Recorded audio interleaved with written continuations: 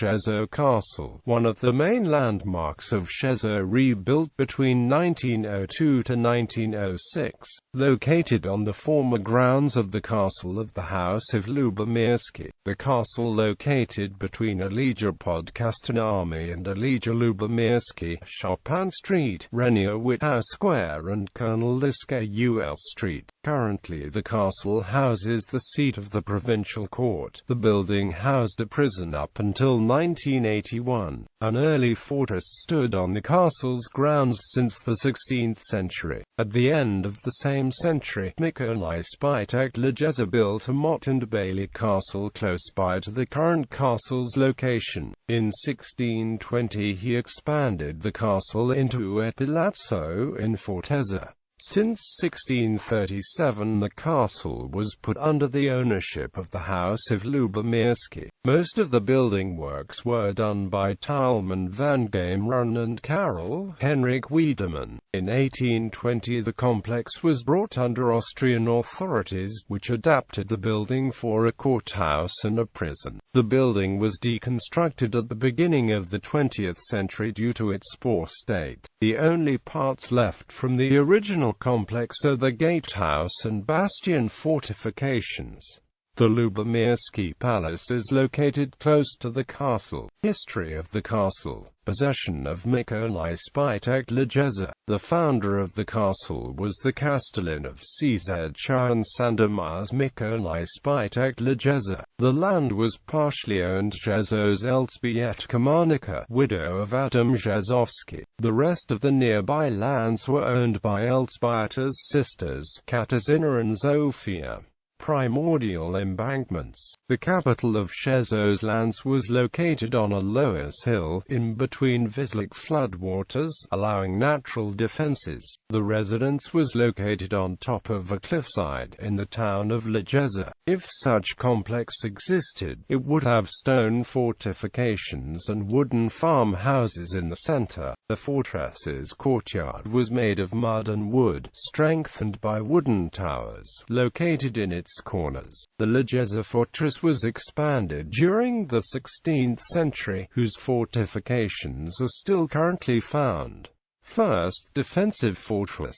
Not a lot is known about the initial construction of Rzeszow's fortress. No information about the architect nor scripture of the fortress has been preserved. Most of the information gathered about the complex is of the stock-taking done by Zygmunt Hendel in 1897. The main building of the complex was fortificated with walls. It had several levels and a double courtyard located in the northern part of the complex. The complex's floor plan was similar to that of a square. Close by to the complex there was a number of warehouses, whose function remains uncertain. The whole complex and warehouses were surrounded by a thick defensive wall, whose thickness passed 1.5 meters. The three parts of the complex all had posterns with battery artillery. The fortification was strengthened by a bastion, located in the southeast corner of the complex's square formation. It is likely that another one stood in the southwest of the complex. There is no other identification for the former existence of two other bastions, although during Rzeszow's reign they might have been planned. The gate which allowed access to head into the castle was located, where it currently is, in the middle of the western wall. The main reason for Rzeszów to build such powerful and well-defended fortress may have been to underline his importance, authority and wealth, making his fortress and fortifications to have a greater role for repressing the people and accepting his reign, than actually serving as a defensive fortress. Such perception can be strengthened by the accounts of his nephew, Andrzej Rzeszów, who tried to become his successor. In 1603, he marched his army into Rzeszów, devastating the walls, burned the warehouses and began besieging the castle, which was successful after a few days. Mikołaj Rzeszów addressed the situation by devastating Andrzej's property in Śreniawitów and Zwińczyce. In effect, Andrea had looted Rzeszów, regaining the castle. In the following years, Mikołaj Rzeszów had continued his scuffles with Stanislaw Stadnicki of Lankit, and with his son Vladislav. All of these clashes meant that, after 1620, when Mikołaj Rzeszów became a castellan, he ordered for a reconstruction of the castle. Palazzo in Fortezza of the newly reconstructed castle was built in the newly popular Palazzo in Fortezza architectural form. The lower was built up with moats and bastions in a new Italian style, built up with stone and brick pallium, some parts with clay. The former defensive walls were incorporated as inner walls of the castle. This allowed the castle to have an additional defensive wing. The investment was never finished. However, its modernization allowed for new batteries to be constructed. This had allowed the castle to successfully be defended against by a raid of Tartars. During the reconstruction, the castle had been protected by a full army. The fortifications had been additionally encircled by a wood and partially stone settlements including Maraula, Wilkza, Krasna and Malawa. Mikołaj Rzeszów died in 1637.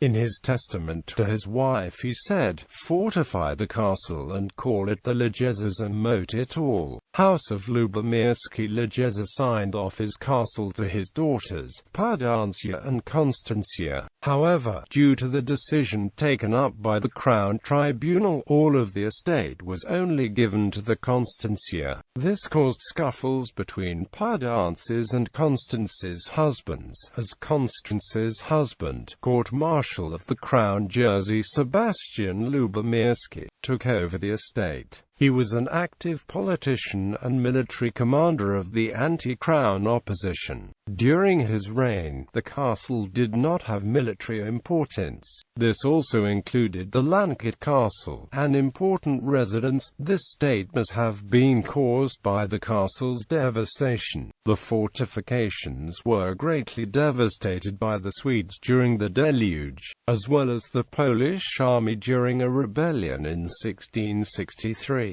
Additional damage was caused during a war with the Cossacks. After Lubomirski took on a banner, he was expelled and moved to Silesia, which caused the fortifications in Rzeszów not to be reconstructed. When Ulrich Werdum passed through the town in 1671, he described it as, "In the suburb there stands a beautiful church, and even a better one in town, both made of stone. The castle, a cumbrous structure, stands to the south by the lake." All of these places were in very good state before the war with the Cossacks. After it, everything seems to be abandoned. Jerzy Lubomirski died in 1667, giving the estate to his son, Hieronym Augustin Lubomirski. In the first few years after his father's death, Hieronym took on dealing with war-specialized equipment and crafts. He fought with the Turks, Tartars and Cossacks.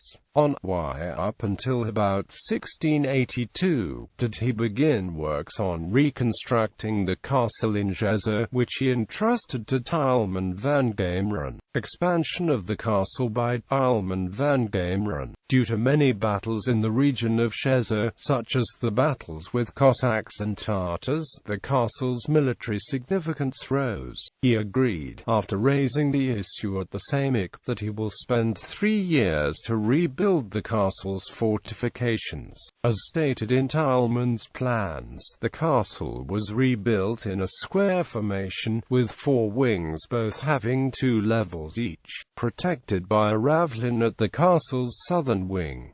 The courtyard's levels had a facade in the central part of the structure. They were finished off by ramparts.